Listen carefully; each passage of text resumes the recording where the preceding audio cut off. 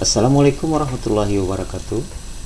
Berjumpa dengan saya Abdul Razak SPD CGP Angkatan 2 Kabupaten Sumbawa dalam tugas modul 3.1.A.6 refleksi terbimbing pengambilan keputusan sebagai pemimpin pembelajaran, fasilitator Ibu Nursoda SPD MPD dan pendamping praktek Bapak Ahmad SPD GR.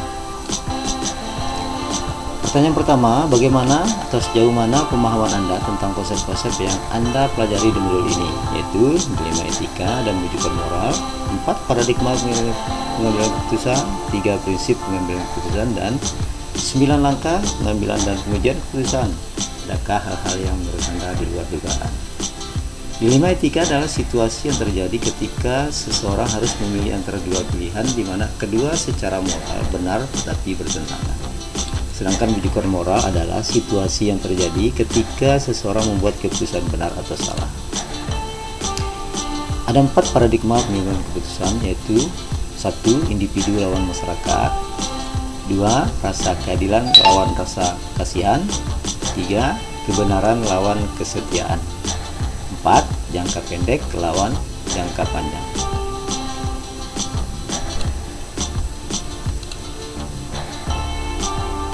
Sembilan langkah pengambilan dan pengujian keputusan. 1. Mengenali nilai-nilai yang saling bertentangan. 2. Menentukan siapa yang terlibat dalam situasi ini. 3. Kumpulkan fakta-fakta yang relevan dengan situasi ini. 4. Pengujian benar atau salah.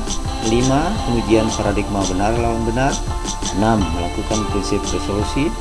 7. Investigasi opsi trilema. 8. Buat keputusan. Dan yang ke-9, pengujian paradigma benar lawan benar.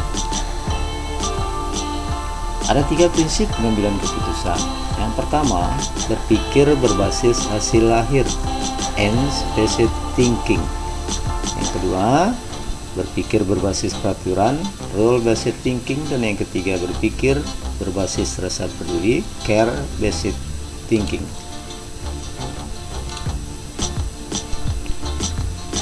Pertanyaan kedua, sebelum mempelajari modul ini, pernahkah Anda menerapkan pengambilan keputusan sebagai pemimpin pembelajaran dalam situasi moral dilema?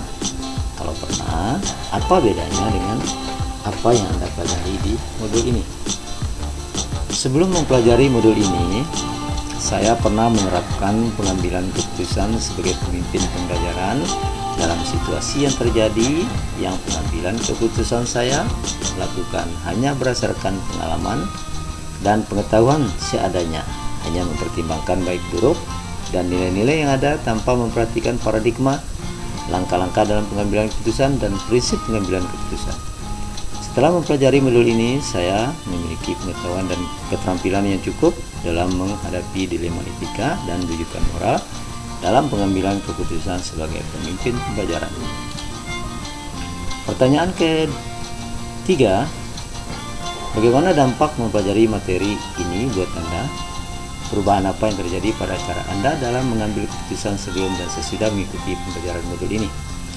Banyak sekali dampak dari mempelajari materi ini buat saya, antara lain adanya pengembangan kompetensi dan kemampuan yang saya miliki sebagai pemimpin pembelajaran dalam pengembangan sekolah, yaitu pengambilan keputusan sebagai pemimpin pembelajaran yang berdampak pada murid. Yang terjadi sebelumnya dalam mengambil keputusan sebelum mempelajari modul ini adalah pengambilan keputusan secara spontan.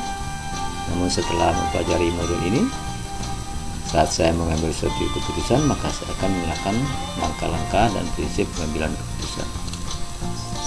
Pertanyaan keempat, seberapa penting mempelajari topik modul ini bagi Anda sebagai seorang individu dan Anda sebagai pemimpin pembelajaran? Sangat penting materi ini buat saya sebagai individu, karena saya harus membekali diri dengan kemampuan dalam penyelesaian masalah dan pengambilan keputusan, dan bisa mengembangkan prinsip dan nilai-nilai yang ada pada diri saya.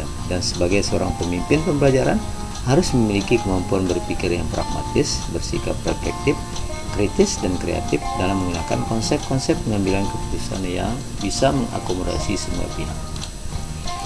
Pertanyaan kelima, apa yang bisa Anda lakukan untuk membuat dampak perbedaan di lingkungan Anda setelah Anda mempelajari modul ini?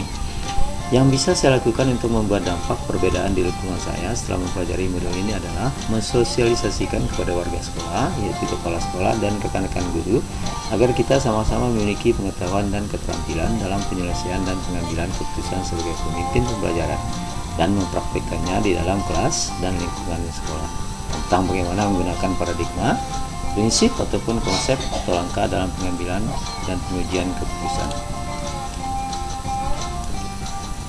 Pertanyaan nomor 6, selain konsep-konsep tersebut, adakah hal-hal lain yang menurut Anda penting untuk dipelajari dalam proses pengambilan keputusan sebagai pemimpin pembelajaran? Selain konsep-konsep yang telah disajikan, terdapat hal lain, yaitu ketika kita mengambil suatu keputusan, hendaknya kita memperhatikan nilai-nilai atau budaya positif yang berlaku di kelas atau di sekolah. Sekian dan terima kasih, semoga bermanfaat. Sampai jumpa. Assalamualaikum warahmatullahi wabarakatuh.